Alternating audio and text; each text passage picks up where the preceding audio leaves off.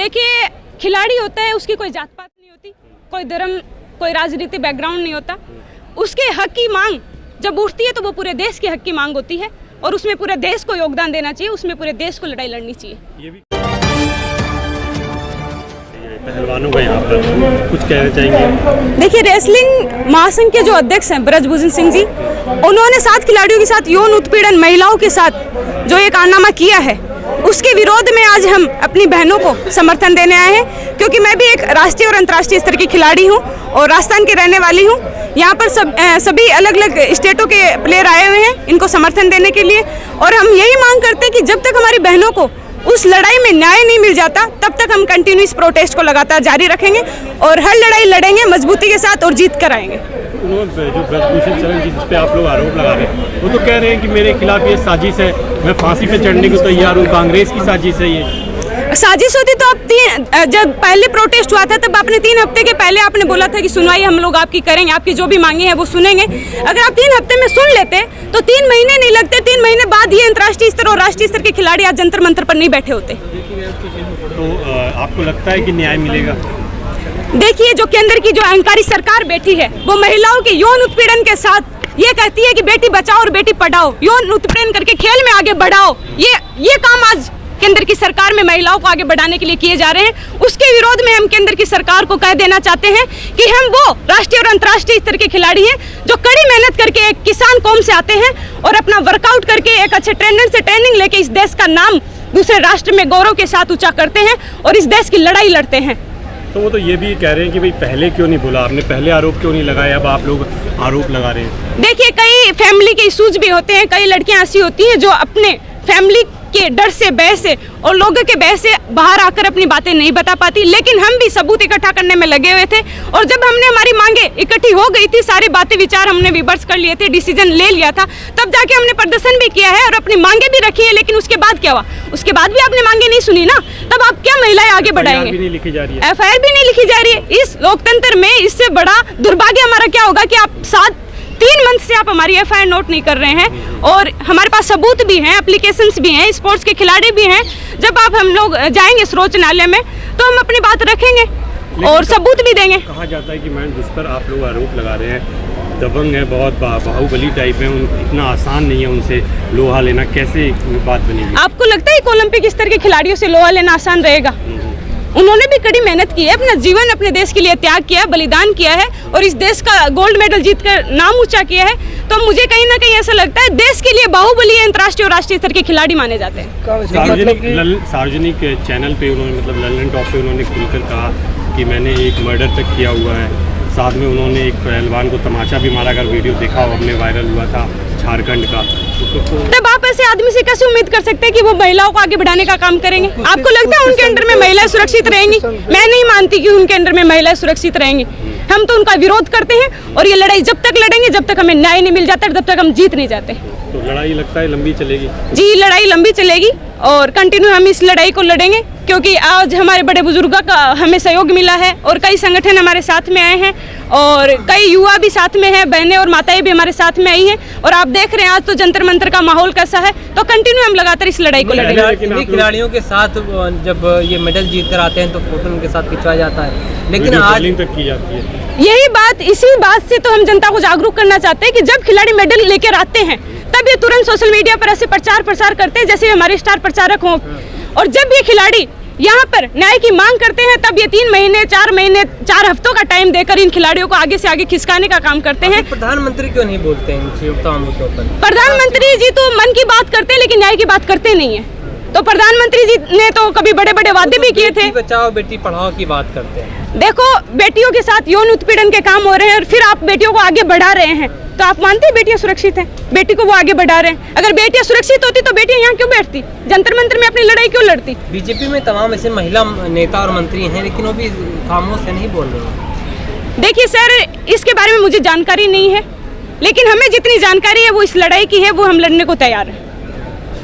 तो लगातार, लेकिन जैसे आप कह रहे हो पहले आप लोग समर्थन नहीं दे रहे थे किसी भी पार्टी का, विपक्ष का, पर अभी खुल के आप लोग समर्थन ले रहे हो, क्या ये राजनीतिकरण नहीं हो रहा है? देखिए, खिलाड़ी होता है, उसकी कोई जात पात नहीं होती, कोई धर्म, कोई राजनीतिक बैकग्राउंड नहीं होता। उसके हक की मांग जब उठती है तो वो पूरे देश के हक की मांग होती है और उसमें पूरे देश को योगदान देना चाहिए, उसमें पूरे देश को लड़ाई लड़नी चाहिए। ये भी कहा जा रहा है कि इसमें जो है केवल 2 स्टेट यानी कि मतलब हरियाणा के ही पहलवान हैं जो ज़्यादातर इसमें हैं, ये एक स्टेट के लोग ही मतलब सर मैं राजस्थान की जयपुर डिस्ट्रिक्ट की रहने वाली हूँ और मैं एक अदर स्टेट से हूँ, हरियाणा स्टेट से नहीं हूँ। तो मैं ऐसे मानती हूँ कि यहाँ पे और भी स्टेट के लोग आए हैं, भोपाल से भी हैं, मध्य प्रदेश से भी हैं, राजस्थान से भी हैं और हरियाणा के भी हैं। ऐसा नहीं कि एक स्टेट के खिलाड़ी आए हैं, सारे खिलाड़ी योगदान करने के लिए आ रहे हैं धीरे धीरे और सब अपना योगदान दे रहे हैं। कहते मैं फांसी पर चढ़ जाऊंगा अगर मुझे इस पर दोषी करार दिया जाए तो। देखिए, दोषी करार दिया जाए ये काम उनका नहीं है, संविधान में हमें कानून मिला है और ये न्यायपालिका का काम है, वो हमें न्याय करेगी और तब भी हम मानेंगे कि वो फांसी पर चढ़ेंगे। उनको क्या फांसी मिलती है या उनको क्या सजा दी जाती है वो तो उनके कारनामों से ही पता लगेगा। घर पे बुलडोजर चला जाता है मैडम यूपी में, तो वो भी यूपी से ही आते हैं। जी जी, तो क्यों चल रहा उनके घर पे? देखिए उनके घर बुलडोजर क्यों नहीं चलेगा, क्योंकि वो पावर में है, आज उनकी सरकार है। अपराध ये ही नहीं ना, कर अपराधी होते तो घर बुलडोजर, वो तो मर्डर अपराधी। आप एक हाथरस में महिला जला देते हैं, एक गरीब के घर पे आप बुलडोजर चला देते हैं, आपको लगता है वो बाहुबली होंगे? अपराध मुक्त प्रदेश बन गया। अपराध मुक्त अपराध आप ही पैदा कर रहे हैं। कल परसों एक एनकाउंटर हुआ यूपी में, उसके साथ ही आपने 3 एनकाउंटर करने वाले लोगों को पैदा कर दिया, तो आप अपराध खत्म कर रहे हैं। वध किया है। नहीं, वो माफिया का वध नहीं, आपने 3 और एनकाउंटर पैदा कर दिए। हमारे देश में और करप्शन आपने बढ़ा दिया। आपको लगता है कानून क्यों बनाया गया? संविधान में कानून क्यों बनाया गया? न्याय के लिए बनाया गया है ना। ये आपके हाथ में नहीं कि आप मीडिया के सामने उनका एनकाउंटर करवा देते हैं। माफिया का खात्मा होगा। नहीं सर, वो माफिया का खात्मा नहीं, वो देश का खात्मा है, लोकतंत्र को खत्म किया जा रहा है वहाँ पे। और जो जालवा और उसका हम विरोध कर रहे हैं। को दिन दहाड़े मार दिया था वो क्या था? क्या कहेंगे आप प्रधानमंत्री मोदी को लेकर, क्या उनसे क्या अपील करेंगे? माननीय प्रधानमंत्री से हम अपील करेंगे कि वो हमारे प्रधानमंत्री हैं और हम सब अंतर्राष्ट्रीय और राष्ट्रीय स्तर के खिलाड़ी आज जंतर मंतर पर अपनी मांग लेकर बैठे हैं और हम उनसे यही मांग करते हैं, यही अपील करते हैं कि 3 महीने हो गए हैं, अब तो आप हमारी मांग सुनिए और न्याय की हम उनसे उम्मीद करते हैं। यही कहते हुए मैं माननीय प्रधानमंत्री जी से यही कहूँगी कि आप हमेशा ये आदेश देते बेटी बचाओ बेटी पढ़ाओ, आप बेटियों के न्याय के लिए कभी मन की बात करें और बेटियों को फिर आगे बढ़ाएं आप। इसीलिए हम कहते हैं कि महिलाओं को सुरक्षित रखें और महिलाओं को आगे बढ़ाएं। जय हिंद, जय भारत। कुश्ती संघ के अध्यक्ष बने बैठे हैं और कह रहे हैं कि हिंसा मुक्त प्रदेश बना हुआ है। अभी तो परसों जालौन में लड़की को दिन दहाड़े मार दिया था और कल एक व्यापारी की लाश मिली थी नहर से बाहर। तो ये कौन सा मुक्त तो रहे ना, योगी आदित्यनाथ ने विश्वास तो करिए। आप विश्वास कर रहे हैं, विश्वास क्या है? तभी तो लड़की को दिन दहाड़े गोली मार दिया 2 बाइक सवारों ने। तो आपको नहीं लगता वहाँ पे अपराध मुक्त प्रदेश बन गया? आपने करवा दिया होगा मीडिया में, हमें तो रोज मिल रहे हैं। अभी कल एक व्यापारी के नहर में लाश मिली है और एक बाहुबली देश में हो रहा है तो इस तरीके इसका फिर तो आप कह रहे हैं कि ये अपराध मुक्त प्रदेश बन गया है, तो कैसे आप कह सकते हैं? तो नहीं कहना चाहिए आपको ना। योगी जी कह रहे हैं ना कि अब जो माफिया है, हाँ, उसकी हालत अब वो दिखने वाला है। धनंजय सिंह और ब्रिजेश सिंह कहाँ हैं? किसके हाथ में घूम रहे हैं? और जो राठी है मेरठ वाला वो कहाँ घूम रहा है? लेकिन ये लोग आजकल चुप है, जो बोलेगा। तो आपको लगता है जातीय धर्म अच्छा, जो चुप अपराध अगर चुप हो जाए तो उसको वो सुरक्षित है। तो इसका मतलब कि मैं भी कल किसी का मर्डर करके चुप हो जाऊं तो मैं सुरक्षित रहूंगा? फिर क्या मतलब? कानून का पालन सबके लिए बराबर होता है। तालियां बज रही हैं, तालियां बज रही हैं तो बजाने दो। जो बजा रहे हैं उनसे पूछो, एक दिन उनको भी गोली मारा जाएगा तब ताली बजाए कोई और बजाएगा। मिठाइयां खिलाई जा रही हैं, मिठाइयां उनके समर्थक मिठाई खिला रहे हैं और जो जनता दिखा रही है। सत्यपाल मलिक ने इतना बड़ा खुलासा किया, उस पर तो कोई मिठाई नहीं खिलाया, कोई नहीं सवाल पूछ रहा है। यहाँ पे कल इतने दिनों के बाद बोल रहे हैं कुछ तो राजनीति है इसमें। राजनीति, वो राजनीति करे तो राजनीति, हम राजनीति करें तो अपराध। राजनीति क्यों नहीं करेंगे? इन खिलाड़ियों के साथ वो राजनीति कर रही है, राजनीति नहीं कर सके। बिना राजनीति किए हमें न्याय नहीं मिलेगा, राजनीति करनी पड़ेगी। सत्यपाल मलिक अभी तक खामोश क्यों थे ये कहा? सत्यपाल मलिक ने उस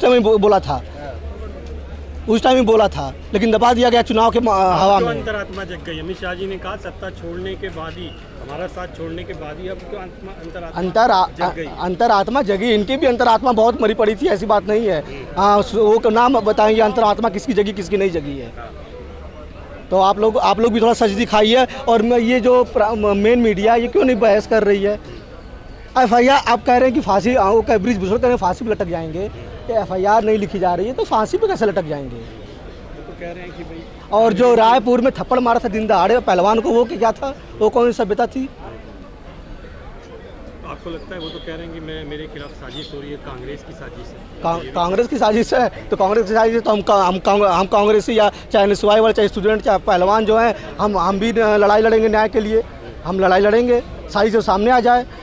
साक्षी मलिक के हाथ से रिपोर्ट छीन ली गई कि तुम क्या पढ़ोगी। राधिका जो नाम है SI की अधिकारी, उसने रिपोर्ट छीन ली। अब क्या बताएंगे, आप रिपोर्ट तो पढ़ने देते। तो आपको लग रहा है कि कार्रवाई होगी फिर, जब आप इतने बड़े बड़े आरोप आप कह रहे हैं, कार्रवाई लगता है कि कर पाएगी सरकार, कर पाएगी अपने ही मंत्री?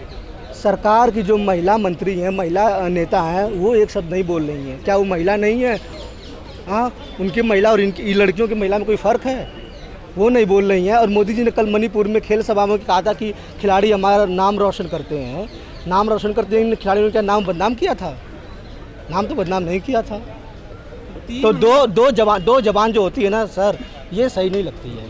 3 महीने बाद वापस क्यों आना पड़ रहा है? पिछली बार नहीं, न्याय नहीं मिला तब आना पड़ा था। 3 दिन के लिए आए थे, फिर वापस चले गए। पिछली बार इन लोगों ने मीटिंग हुई थी, उन्होंने कहा था कि हम प्रक्रिया करेंगे, हम रिपोर्ट तैयार करेंगे, और रिपोर्ट में कुछ नहीं आया। बृजभूषण सिंह ने रिजाइन तक नहीं किया है।